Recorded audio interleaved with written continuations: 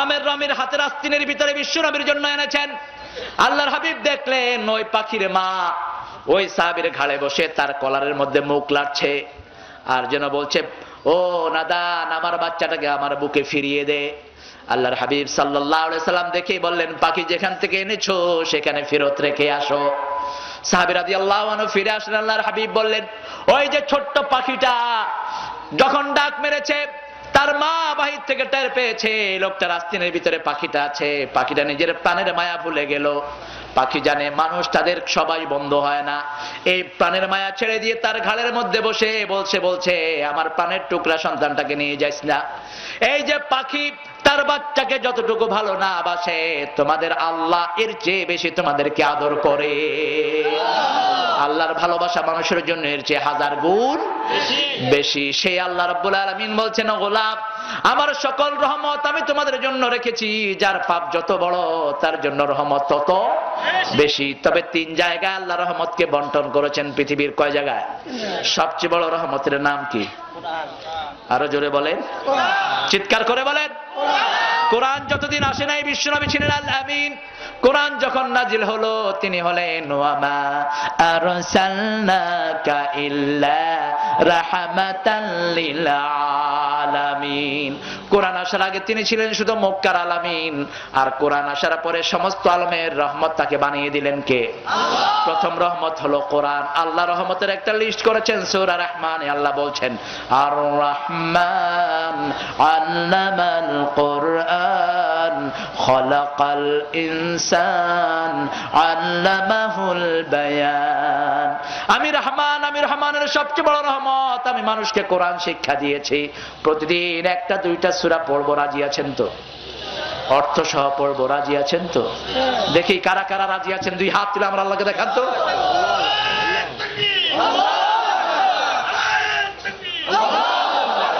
বলেন, হে আল্লাহ, জীবনে আর কখনো ফরজ নামাজ, ফরজ রোজা, ফরজ পর্দা, ফরজ কোরআন পড়া ছেড়ে দেব না। আমিন ইয়া রাব্বাল আলামিন। হাতগুলো নামান। 2 নম্বর রহমত হলো মুহাম্মদ সাল্লাল্লাহু।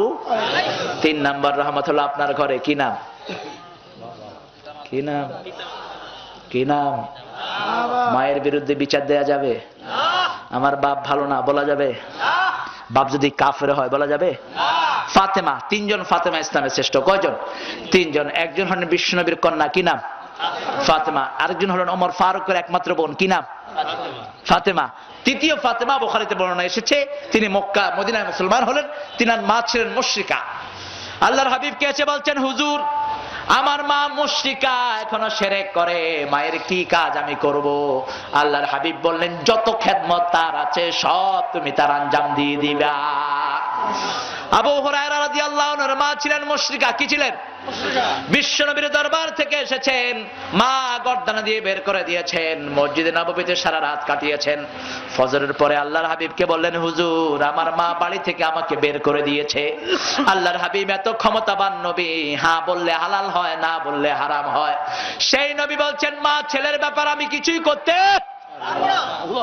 আবু হুরায়রা বলছেন, হুজুর আমার মায়ের বিরুদ্ধে বিচারে দিচ্ছি না, একটু আপনাকে বলছি আপনি একটু আল্লাহর কাছে মায়ের হেদায়েতের জন্য দোয়া করেন।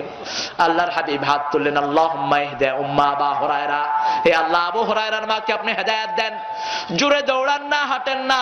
সেই আবু হুরায়রা জোরে দৌড় মারলেন। সাহাবায়ে কেরাম জামা টেনে ধরলেন, দৌড়াও কেন? আবু হুরায়রা রাদিয়াল্লাহু আনহু বলছেন, আমি দৌড়িয়ে দেখতে চেয়েছি, আমি আগে ঘরে যাই না, আমার আগে বিশ্বনবীর দোয়া আমার ঘরে পৌঁছে যায়। আবু হুরায়রা বলছেন, আমি ঘরে গিয়ে নক করলাম, গত রাতের শিরকের চিহ্ন মায়ের কণ্ঠে আমি পেলাম না, তাওহীদের নরম আমি মায়ের কণ্ঠে পেলাম। দরজাটা খুলে দিয়ে মা আলিঙ্গন করেছে আমাকে, বাবা গত রাতে কোথায় ছিলি? এরকম করে তোরে মেরে আমি বের করে দিয়েছি, তুই একটা যুবক ছেলে, আমাকে বাধাও দিলি না, একটু ঘাড়ও মটকালি না, আমি বের করে দিয়েছি। কোন আদর্শ তোকে এত বড় করেছে?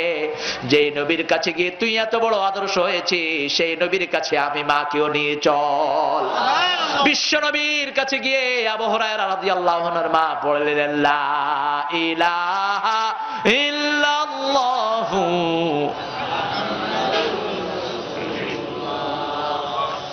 আবার আরেকজন সাহাবী 3টা যুদ্ধে হাজির হয়েছেন, বদর, উহুদ, খন্দক, তাবুক। এই যুদ্ধগুলোতে যারা হাজির হয়েছেন তাদের সব গুনাহ মাফ করে দিয়েছেন কে? শুধু বদরে সাহাবীদের সব গুনাহ মাফ করে দিয়েছেন কে? আজকে পড়ছিলাম কিতাবুল মাগাজি থেকে একটি হাদিস। একজন মা বিশ্বনবী সাল্লাল্লাহু আলাইহি ওয়াসাল্লামের কাছে এসে বলছে, হুজুর, আমার ছেলেটা যে বদরের যুদ্ধে মারা গেল, আমার ছেলেটা কোথায় আছে আপনি আমাকে বলেন, আমি তো কলিজা ছিঁড়ে গেল আমার, সুরাকার সন্তান হারেসা, আমার ছেলেটা কোথায় আছে আপনি বলেন। আল্লাহর হাবিব সাল্লাল্লাহু আলাইহি ওয়াসাল্লাম বললেন, আল্লাহর অনেকগুলো জান্নাত, এর মধ্যে শ্রেষ্ঠ জান্নাতুল ফেরদাউসে আল্লাহ তোমার ছেলেটাকে দিয়ে দিয়েছেন। মা বলছেন, আমার আর কোনো দুঃখ নাই, আমি এখন আমার কষ্টটা কন্ট্রোল করব। আল্লাহর হাবিব সাল্লাল্লাহু আলাইহি ওয়াসাল্লাম বলছেন, বদরের ময়দানে যারা হাজির হয়েছেন তাদের সমস্ত গুনাহ মাফ করে দিয়েছেন কে? আল্লাহ। এরকম একজন সাহাবী, তিনি মায়ের মনে কষ্ট দিয়েছেন। বিশ্বনবী সাল্লাল্লাহু আলাইহি ওয়াসাল্লাম বলতেন, তোমরা যখন মৃত্যু পথযাত্রীর কাছে যাও, লাক্কিনু মাউতাকুম বিল কালেমা, মৃত্যু পথযাত্রীর পাশে তোমরা কালেমা পড়ো, লা ইলাহা ইল্লাল্লাহ, লা ইলাহা ইল্লাল্লাহ, লা ইলাহা ইল্লাল্লাহু। আমরা পড়ি উল্টাটা, আমরা যখন মৌতের খাটলিয়াটা নিয়ে যাই তখন আমরা পড়ি লা ইলাহা। এটা সিস্টেম নয়, এটা হাদিসেও আসে নাই। যখন আপনি মৃত্যু যাত্রীকে পথে কাঁধে করে নিয়ে যাবেন তখন আপনি পড়বেন অন্যটা। আপনি বলবেন, আল্লাহ তার কবরটা প্রশস্ত করে দেন, তার হিসাবটা সহজ করে দেন, তার আমলনামাটা ডান হাতে দান করেন, তাকে মুনকির নাকিরের ফিতনা থেকে আপনি রক্ষা দিয়ে দেন, তাকে সমস্ত আযাব থেকে আপনি বাঁচিয়ে দেন। সুবহানাল্লাহ বলেন। কিন্তু উল্টাটা করি আমরা। আর যখন মুমূর্ষু অবস্থায় যাবেন তখন সবাইকে বিশ্বনবী কালেমা পড়তে বলেছেন, কারণ আপনাদের কালেমা তাকে পড়তেও বলছে, তাকে নির্দেশও দিবেন না। মৃত্যু পথযাত্রী যারা কাতরাচ্ছে তাকে বলবেন না তুমি কালেমা পড়ো, এটা বলাও নিষেধ। ওই সময় আপনি তার পাশে কালেমা পড়েন, তাহলে আপনার কালেমা শুনে যদি সে কালেমা পড়ে তার গুনাহগুলো মাফ করে দিবেন কে? আল্লাহ। এটা হলো নিয়ম, তাকে বলাও নিষেধ। আপনি পাশে কালেমা পড়েন। সাহাবী আকরামা রাদিয়াল্লাহু আনহু মৃত্যু পথযাত্রী, আল্লাহর হাবিব সাল্লাল্লাহু আলাইহি সাল্লাম কয়েকজন সাহাবীকে পাঠালেন, যাও তার পাশে তোমরা কালেমা পড়ো। সাহাবায়ে কেরাম কালেমা পড়ছেন। আকরামা রাদিয়াল্লাহু আনহু বদর, উহুদ, খন্দক সব যুদ্ধে হাজির হয়েছেন, কিন্তু জিহ্বায় কালেমা আসতেছে না, জিহ্বা পেঁচিয়ে যাচ্ছে। সাহাবায়ে কেরাম বিচার দিলেন বিশ্বনবী সাল্লাল্লাহু আলাইহি সাল্লামের কাছে, হুজুর আপনার আকরামার কণ্ঠে তো কালেমা আসছে না। আল্লাহর হাবিব সাথে সাথে বললেন, নিশ্চয়ই মায়ের মনে কোনো কষ্ট দিয়েছে, যাও মায়ের কাছে যাও। সাহাবায়ে কেরাম দৌড়িয়ে গেলেন, ও আকরামার মা, আপনার মনে কি কষ্ট, আপনার ছেলে কি আপনার কথা শুনে নাই? মা কাঁদছে আর বলছে, সারা জীবন শুধু বিবির কথাই শুনতো। এরকম লোক আছে না নাই? বিশ্বনবী সাল্লাল্লাহু আলাইহি সাল্লাম শুনে বললেন, কাঠ জোগাড় করো। কাঠ আনা হলো। আকরামা রাদিয়াল্লাহু আনহুর মা ঘর থেকে বেরিয়ে দেখে কাঠ, বলছে এই কাঠ কার জন্য আনা হয়েছে? সাহাবায়ে কেরাম রিদওয়ানুল্লাহি আলাইহিম আজমাইন বললেন, আপনার সন্তানের জন্য কাঠ আনা হয়েছে। জনম দুঃখিনী মা যখনই শুনলেন সন্তানের জন্য কাঠ আনা হয়েছে, মা বলছে, সারা জীবনের জন্য আমি আমার আকরামাকে মাফ করে দিলাম। এতক্ষণ সাহাবায়ে কেরাম কালেমা পড়ছেন, জিহ্বায় কালেমা আসে না। এখন যখনই মা মাফ করে দিয়েছেন, আকরামা রাদিয়াল্লাহু আনহু পড়ছেন, লা ইলাহা ইল্লাল্লাহ, লা ইলাহা ইল্লাল্লাহ, লা ইলাহা ইল্লাল্লাহু মুহাম্মাদুর রাসূলুল্লাহ সাল্লাল্লাহু। এই পৃথিবীর সবচেয়ে নরম জায়গা হলো বাবা এবং মা। এজন্য এই পিতামাতার জন্য যারা দোয়া ছেড়ে দেয়, আল্লাহর হাবিব সাল্লাল্লাহু আলাইহি সাল্লাম বলছেন, আল্লাহ তাদের সব রিজিক গুলোকে কেটে দেয়। মান তারাকা দুআ লিওয়ালিদাই ফাকাদ ইনকাতা আনহুর রিজিক। আবার আল্লাহর হাবিব সাল্লাল্লাহু আলাইহি সাল্লাম বললেন, পিতামাতার সাথে যারা দুর্ব্যবহার করবে, কিয়ামতের ময়দানে সবচেয়ে নিকৃষ্ট শাস্তি আল্লাহ তাদেরকে দান করবেন। তাদের কোনো আমল আল্লাহর দরবারে কবুল হবে না। নবীদের পরেই পিতামাতার স্থান দান করেছেন কে? আল্লাহ। এই পিতামাতাকে 3 নম্বরে আল্লাহ রহমত বলেছেন। রহমতের দোয়া পিতামাতার জন্যই করেছেন। রব্বির হামহুমা,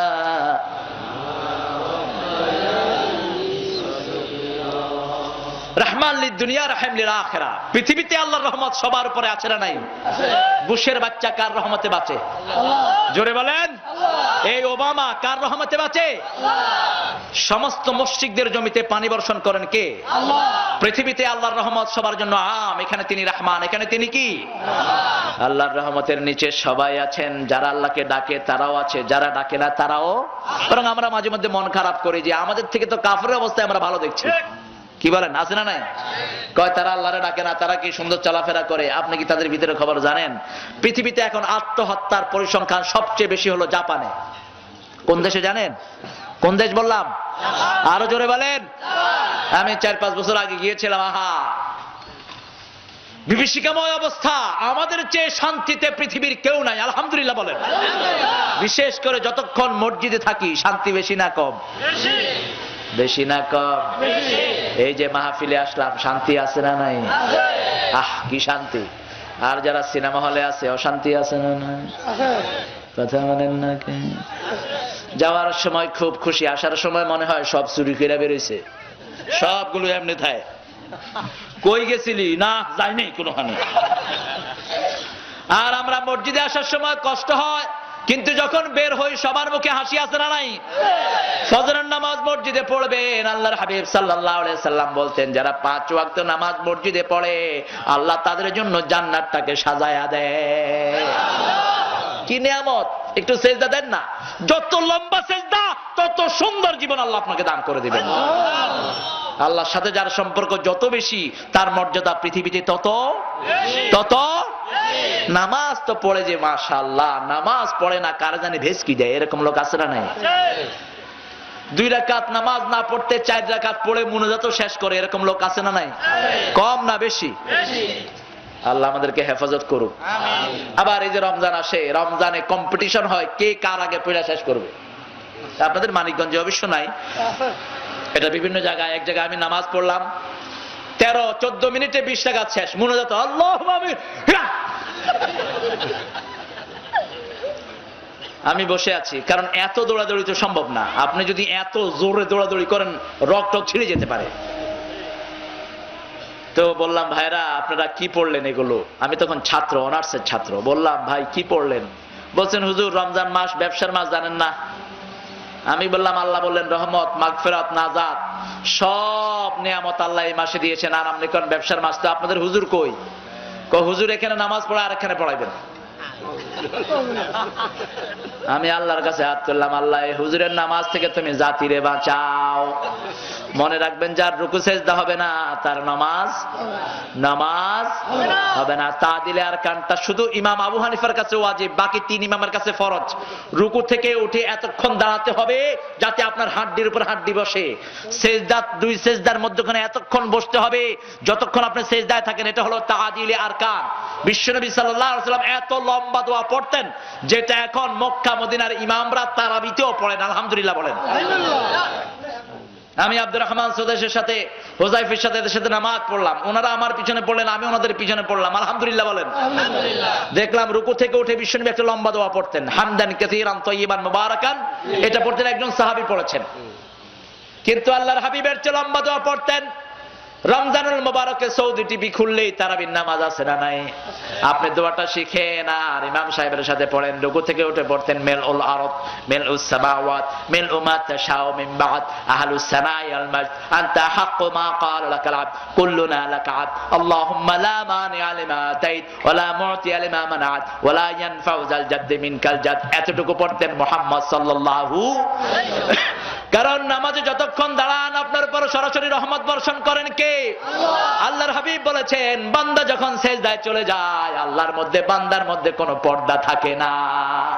ফাকসিরুদ দুআ ফিস সুজুদ। এজন্য রহমানের রহমত সবচেয়ে বেশি নিতে হলে সবচেয়ে বেশি সেজদা দিলে সবচেয়ে বেশি রহমত করবেন কে? আল্লাহ বলে দিয়েছেন, অসজুদ আক্তারিব, যত সেজদা দিবি তত আমার নিকটে চলে আসবি। আল্লাহু আকবার। আমরা সেজদার মজা বুঝি না, কিন্তু যারা নতুন মুসলমান হয়েছে এরা সেজদার মজা বুঝে কি বুঝে না? কথা বলেন। 1992 সাল একজন ব্রিটিশ আর্মি কালেমা পড়লেন। কালেমা পড়ে তিনি মসজিদে আসা শুরু করলেন। আমি তাকে জিজ্ঞেস করলাম, how do you feel when you enter the mosque? মসজিদে যখন ঢুকো তোমার অনুভূতিটা কি থাকে? সে বলে, যখন মসজিদে ঢুকি মনে হয় শান্তির বাগানে ঢুকলাম, আর যখন সেজদায় যায় মনে হয় শান্তির ভিতরে আমি ডুব দিয়ে থাকলাম। আরো আস্তে কোন সুবহানাল্লাহ। এই জন্য সেজদা বেশি দিলে রহমত বেশি করবেন কে? সেজদা ধীরে দিবেন না দ্রুত দিবেন? কোয়ালিটির দাম বেশি না কোয়ান্টিটির দাম বেশি বলেন তো? কোয়ালিটি। কথা বুঝেন তো? একটা জুতা যখন কিনেন, জুতাটা ভালো কিনেন না যেরকম একটা হলেই হবে। কি দেখেন? সোল টাইম টিপে দেখেন, ঠিক কিনা? 15 টাকার একটা পাতিলা কেনার সময় বাড়ি কয়টা দেন? আছে না? পাতিলার দাম কত? 15 টাকা। বাড়ি কয়টা দেন? আরে বাড়ি তো 10 টাকা দেন আপনি। তো যে আল্লাহর সাথে আপনি সম্পর্ক করবেন, আপনি একাই সিজদা বিশ্বনবী সাল্লাল্লাহু আলাইহি ওয়াসাল্লাম বলেছেন, মান আহসানা উযুহু ওয়া আহসানা রুকুহু, যে সুন্দর করে ওযু করলো, সুন্দর করে সিজদা করলো, রুকু করলো, 2 রাকাত নামাজ দিয়ে আল্লাহ তার জীবনের সব গুনাহ মাফ করে দিলেন। কিয়ামতের ময়দানে মা ছেলেকে ছেড়ে পালিয়ে যাবে, বন্ধু বন্ধুকে ছেড়ে পালিয়ে যাবে, কেউ কারো কোনো কাজে আসবে না। আল্লাহর হাবিব সাল্লাল্লাহু আলাইহি ওয়াসাল্লাম মা আয়েশা, ফাতেমা, খাদিজা, ফাতেমা, আলী, হাসান, হোসেনকে ডেকে বললেন, যখন আয়াত নাজিল হলো মা কুনতু বিদআম মিনার রাসূল, আমি কোন অভিনব নবী নই, আল্লাহর হাবিব ডেকে বললেন, ও আমার আলী, ও হাসান, হুসাইন, ও ফাতেমা, আমি তোমাদের কারো নানা, কারো পিতা, কারো শ্বশুর হিসাবে কিয়ামতের ময়দানে কিছুই করতে পারবো না। এ মালি, এ মালি, তোমরা আমল করো, তোমাদের আমল ছাড়া তোমাদেরকে বাঁচানোর পৃথিবীতে কেউ। বহু নবীর সন্তান জাহান্নামী হয়ে যাবে, আছে না নাই? বহু নবীর বিবি জাহান্নামী হয়ে যাবে, আছে না নাই? সেজন্য আল্লাহ বলছেন কিয়ামতের দিনটার খবর শুনো, মালিক ইয়াউমিদ্দিন, এই বিচার দিনের মালিক কে? আল্লাহ। সব দিনের মালিক আল্লাহ। বিচার দিনের মালিক কেন পরিচয় দিলেন? বিচার দিনটা হবে অনেক বড়, বিচার দিনটা হবে অনেক বড়। এক বাটি যদি তরকারি কিনেন, ঝোল ফাও আছে না নাই? কথা বলেন। বাটি গোস্ত না কিনে যদি বলেন যে আমারে গোস্তের ঝোল দাও, দিবে? দিবে না। এটাও সামান্য হয়ে গেল তুলনা। আখিরাত, আখিরাতের 1 ঘন্টাও আমরা দুনিয়ায় থাকি না, একদিনও থাকি না। আখিরাতের একদিন হবে দুনিয়ার 50,000 বছর। সুবহানাল্লাহ কইতে ইচ্ছা করলো না? 50 আলফা শাহর, 50 আলফা সানা মিম্মা তাউদ্দুন। আমরা যে হিসাব করি, আল্লাহ রাব্বুল আলামিন বলছেন আখিরাতের একদিন দুনিয়ার 50,000 বছরের সমান হয়ে যাবে। বিশ্বনবী নিজে মাকামে মাহমুদে সেজদায় পড়ে যাবেন, কাঁদতে থাকবেন। সাইয়েদনা আবু বকর রাদিয়াল্লাহু আনহুর আমল এক বর্ণনা এসেছে আল্লাহর কাছে পেশ করবেন। আবু বকরের আমল দেখে আল্লাহ রাব্বুল আলামিনের কাহার রূপ রহমান হয়ে যাবে। আরো আস্তে কোন সুবহানাল্লাহ। একা আবু বকর যা আমল করেছে, সমস্ত উম্মতের চেয়ে আবু বকর রাদিয়াল্লাহু আনহুর আমল বেশি না কম? 3 খলিফায় ওনার কাছে গিয়ে কাঁদতেন, আবু বকর আমাদের সারা জীবনের আমল আপনি নিয়ে যান, শুধু গারে সূরের মধ্যে যে বিশ্বনবীর সাথে 3 ঘন্টা আপনি অপেক্ষা করেছেন, সেই সওয়াবটা আপনি আমাদেরকে দান করে দেন। কোন নেকের কাজে কেউ আবু বকরকে পিছে ফেলাতে পারেন নাই। আল্লাহর হাবিব একদিন বললেন, কে আজকে দান করেছো? সবার আগে আবু বকর সিদ্দিক হাত তুললেন। কে মেহমানকে খাওয়াইছো? তিনি হাত তুললেন। কে নফল রোজা রেখেছো? তিনি হাত তুললেন। কে রোগীর সেবা করেছো? তিনি হাত তুললেন। কে কর্জে হাসানা দিয়েছো? তিনি হাত তুললেন। আল্লাহর হাবিব বললেন, এই কাজ যে করবে আল্লাহ তাকে জান্নাত দান করে দিবে। আমলে বড় হতে হবে, খেদমত নেওয়াটা বড় নয়, খেদমত করাটা বড়। খলিফা হলেন তিনি। খলিফা হওয়ার পরে এক বেটিকে রেগুলার ভাত খাওয়াতেন, রেগুলার খাওয়াতেন আবু বকর সিদ্দিক রাদিয়াল্লাহু। 3 দিন ওমর ফারুক গিয়ে দেখেন ফজরের পরে কোন লোক জানে ওই মহিলার খেদমত করে গেছে, বৃদ্ধা কুষ্ঠ রোগিনী, সারা শরীর পচে গেছে। আবু বকর রাদিয়াল্লাহু আনহু এই খেদমত করে যান, ওমর জানতেন না, তখন তিনি খলিফাতুল মুসলিমিন। সাইয়েদনা ওমর ফারুক বলছেন, ফজরের সালাম ফিরিয়ে চলে গেলাম মহিলার ঘরে, গিয়ে দেখলাম অপরিচ্ছন্ন আছে, আমি সাজালাম ঘর, ঝাড়ু দিলাম। ঝাড়ু দিয়ে যখন খাওয়াতে গেলাম, মহিলা চিৎকার করে উঠলেন, তুমি জানো না আমাকে কিভাবে খাওয়াতে হয়? প্রত্যেকদিন যিনি খাওয়ায় একটু পরেই তিনি আসবেন। ওমর গেটের দিকে তাকিয়ে দেখে আবু বকর সিদ্দিক ওই গেট দিয়ে ঢুকতেছে। তিনি দাঁড়িয়ে কেঁদে ফেললেন আর বললেন, আবু বকর, সারা জীবন কোনো আমলে তোমাকে আমি পিছে ফেলাতে পারলাম না, খলিফা হওয়ার পরেও এইভাবে রোগীর খেদমত করো, আমি পৌঁছার আগেই আপনি পৌঁছে গিয়েছে। এইভাবে রোগীর খেদমত যারা করে তাদেরকে সওয়াব বাড়িয়ে দেন কে? আল্লাহ। আরো জোরে বলেন। হসপিটালে যান না, কত সুবিধা আমাদের জন্য এখন। পাশে রোগে কষ্ট পায় এরকম লোক আমাদের দেশে আছে না নাই? একটা ভিক্ষুক ল্যাংলা আতুর এসেছে আপনার এখানে মানিকগঞ্জের স্ট্যান্ডে, একটা ভিক্ষুক ভিক্ষা করছে, আপনি কপাল কুঁচকিয়ে বললেন যা। ভিক্ষুকটা বলল আল্লাহ তোরেও ফকির করুক। বিপদের সম্ভাবনা আছে না নাই? মজলুমের দোয়া কবুল করেন কে? খবরদার, লা হাজাবা বাইনাহু ওয়া বাইনাল্লাহ। কোন মজলুমের মধ্যে আল্লাহর মধ্যে কোনো পর্দা থাকে না। এজন্য বিশ্বনবী নিজে দোয়া করতেন আমি যেন জালেম না হয়ে মজলুম হই। সুবহানাল্লাহ বলেন। কারণ জালেমের উপর আল্লাহর কোনো রহমত নাই। জালেম কখনো আল্লাহর জান্নাতে ঢুকতে পারবে না। ইত্তাকু দাওয়াতাল মাজলুম ফাইন্নাহু লা হাজাবা বাইনাহু ওয়া বাইনাল্লাহ। আল্লাহর হাবিব বলতেন মজলুমের বদদুয়া থেকে বাঁচো, তার মধ্যে মজলুমের মধ্যে আর আল্লাহর মধ্যে কোনো পর্দা থাকে না। সকল মানুষের উপর রহম করলে আমার উপর রহমান করবেন কে? আরো জোরে বলেন। কিয়ামতের ময়দানে আপনার বিবি আপনাকে কোনো সাহায্য করবে না, আপনার ছেলে আপনাকে কোনো সাহায্য, কিন্তু আপনি যদি নেককার হন তাহলে আপনাদের মধ্যে সম্পর্ক গঠন করে দিবেন কে? আল্লাহ খিল্লাউ ইয়াউমাইদিন বা'দুহুম লিবা'দিন আদু ইল্লাল মুত্তাকুন। আল্লাহ বললেন কিয়ামতের ময়দানে প্রাণের দোস্তগুলো প্রাণের দুশমনে পরিণত হবে শুধু মুত্তাকি ছাড়া। কারা ছাড়া? মুত্তাকি ছাড়া। মুত্তাকিরা কিয়ামতের ময়দানে তাদের মধ্যে বন্ধুত্ব পাতিয়ে দিবেন কে? এই জন্য কারোর সাথে যখন সম্পর্ক করব ঈমানের কারণে যেন করতে পারি, আল্লাহ তৌফিক দান করুক। এই জন্য একটা দোয়া বেশি করে করবেন, আল্লাহুম্মা হাসিবনি হিসাবাই ইয়াসিরা। হে আল্লাহ হিসাব ছাড়াই আমাদেরকে পার করে দেন। বড় সুন্দর বলেছেন নজরুল, রোজ হাসরে আল্লাহ আমার করোনা বিচার, আল্লাহ করোনা বিচার। বলেন, রোজ হাসরে আল্লাহ আমার করোনা বিচার, আল্লাহ করোনা বিচার। বিচার চাহে না তব দয়া চাহে গুনাহগার, আল্লাহ করোনা বিচার। আলহামদুলিল্লাহ বলেন। পাগলা কিছু কিছু লেখা এত অসাধারণ লিখেছে, আল্লাহ তারে মাফ করে দিক। জোরে বলেন আমিন। তার দুই একটা লেখা আল্লাহ কবুলও করে ফেলেছেন, আলহামদুলিল্লাহ বলেন। এটা আমার ছোট্ট চিন্তা ধরা পড়ে। যেমন খুব বেশি নামাজি ছিলেন না তিনি, কিন্তু মসজিদের জন্য তার প্রচন্ড ভালোবাসা ছিল, যেটা অন্য কোন কবির লেখা আমরা পাই না। মসজিদের পাশে আমার কবর দিও ভাই, যেন গড়ে হতেও মুয়াজ্জিনের আযান শুনতে পাই। আমার গোরের পাশে দিয়ে ভাই নামাজিরা যাবে, পবিত্র সেই পায়ের ধ্বনি এ বান্দা শুনতে পাবে। গোর আযাব থেকে গুনাহগার পাইবে রেহাই, মসজিদের পাশে আমার কবর দিও ভাই। আমিন আমিন।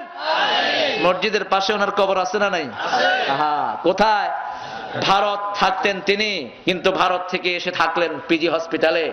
বাকি জীবন তার যেদিন চলে যায়, দেখেন আরেকটা দোয়া সে করেছে আল্লাহর কাছে, শোনো শোনো ইয়া ইলাহি আমারে মুনাজাত, শোনো আমারে মুনাজাত। মসজিদেরি ঝাড়ু বারদার হোক আমারে হাত, শোনো আমারে মুনাজাত। যেন কানে শুনি সদা তোমার কালাম, হে খোদা চোখে যেন দেখি শুধু কোরআনের আয়াত, শোনো আমারে মুনাজাত। আলহামদুলিল্লাহ বলেন। যেদিন মারা যায় অন্তত 500 ছেলে তার পাশে বসে কোরআন পড়ছিল। কি যে ভালোবাসতেন তিনি কোরআনকে। কোরআনের পুরা আমপারাটা তার কবিতায় আছে, পুরা আমপারাটা। এবং তিনি আরবিটা শিখেছিলেন মওদুদ আহমেদকে, চিনেন তো আপনারা, বাংলাদেশের মন্ত্রী ছিল যে। এই মওদুদের বাপ ছিলেন ক্যালকাটা আলিয়ার টিচার। এই ক্যালকাটা আলিয়ার টিচার মওদুদের আব্বার ছাত্র ছিলেন নজরুল। আরবি শিখেছেন তিনার কাছে। আল্লাহ রাব্বুল আলামিন যারা কোরআনকে ভালোবাসে আমরা তাদেরকে ভালোবাসি, ঠিক কিনা?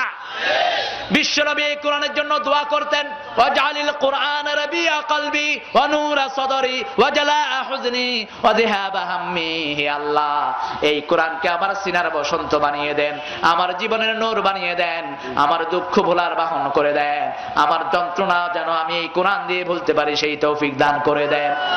যখনই আপনি অসুস্থ হবেন সূরা ফাতিহা পাঠ করেন, আপনার অসুস্থতা দূর করে দিবেন কে? আল্লাহ। হঠাৎ করে ওষুধের কাছে দৌড় দিয়েন না, যে কোনো ওষুধ খান। বিশ্বনবী বলেছেন ওষুধ ভিতরে গিয়ে জিজ্ঞেস করে আল্লাহকে আমি কাজ করব কিনা। যখন আপনি কোরআন পড়ার সাথে সাথে ওষুধ খান, সাথে সাথে আপনাকে হেফাজত করে দিবেন কে? আল্লাহ।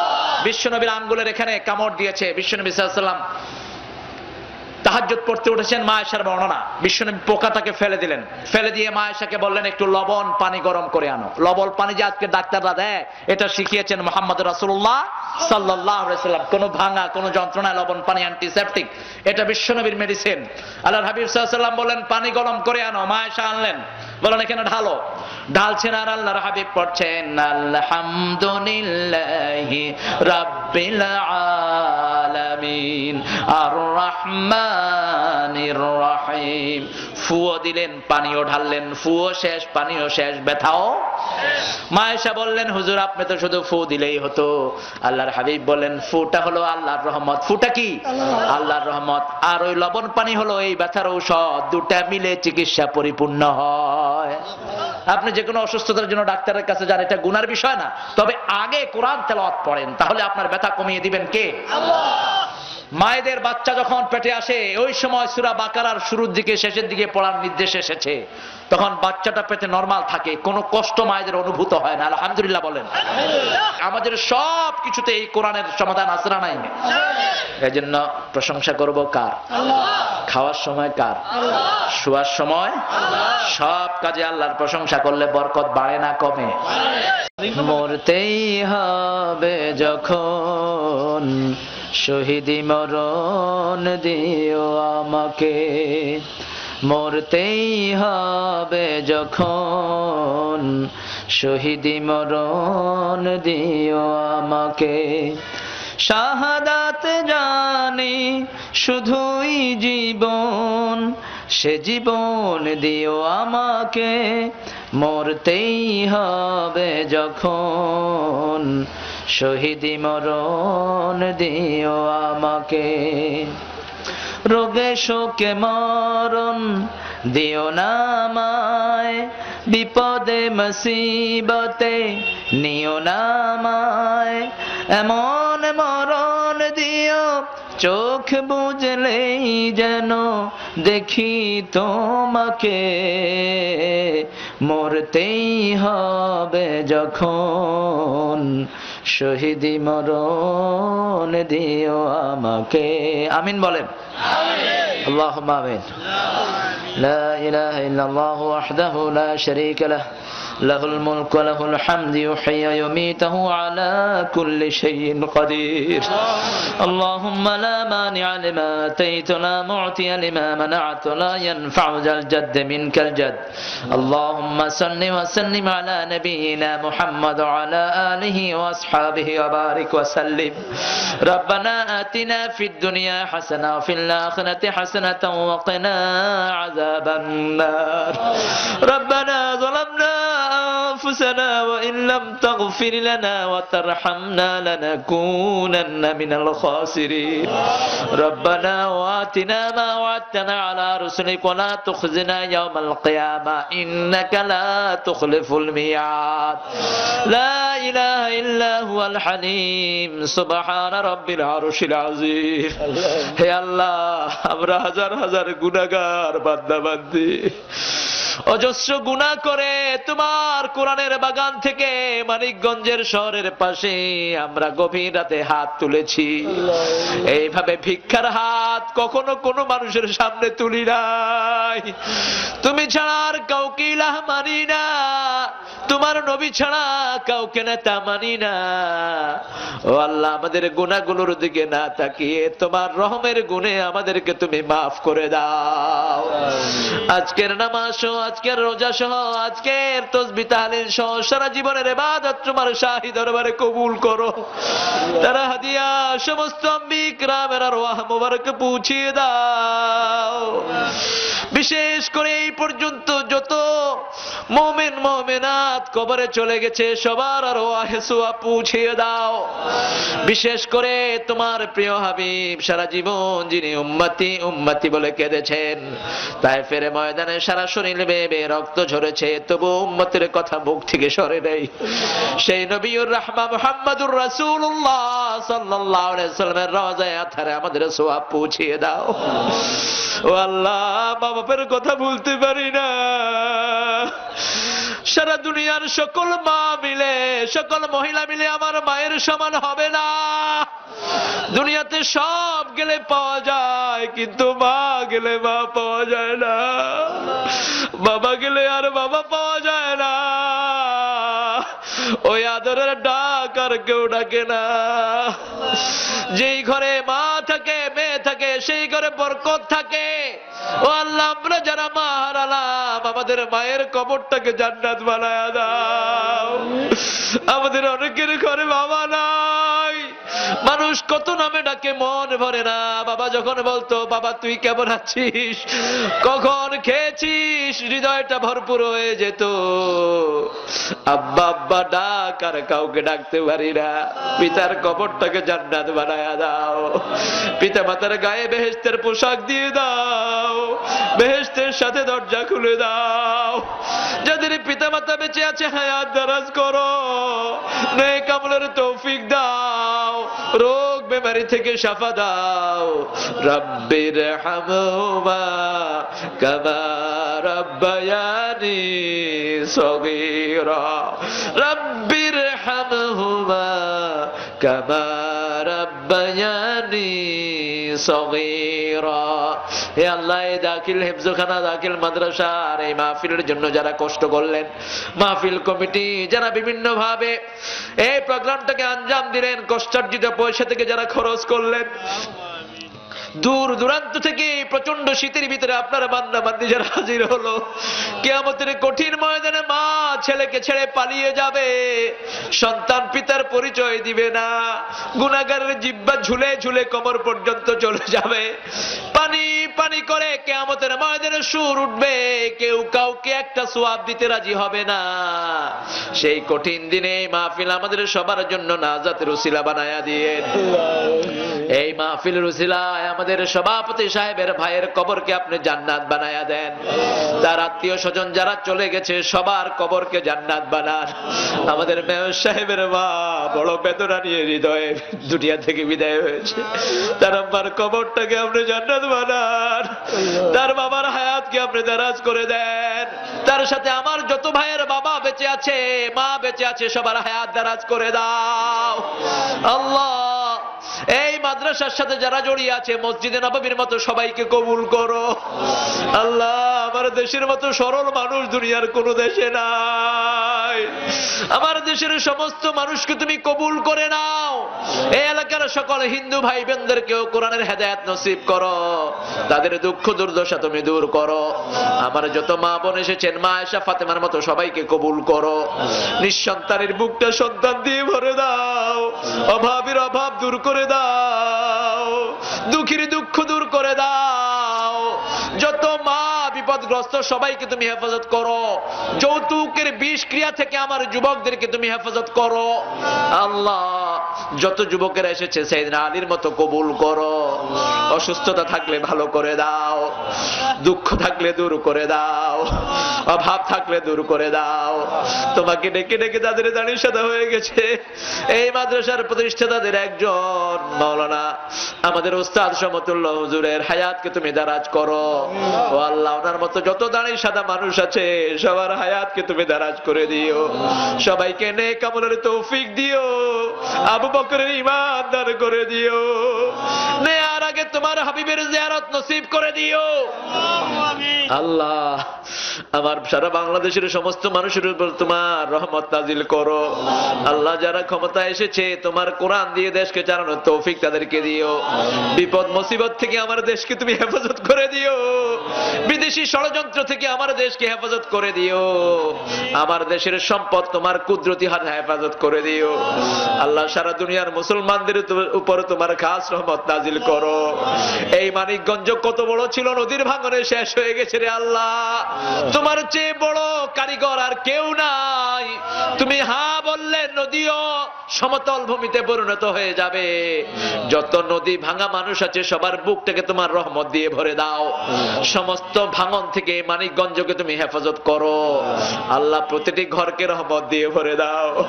আল্লাহ ফিলিস্তিনের উপরে তোমার খাস রহমত নাজিল করো।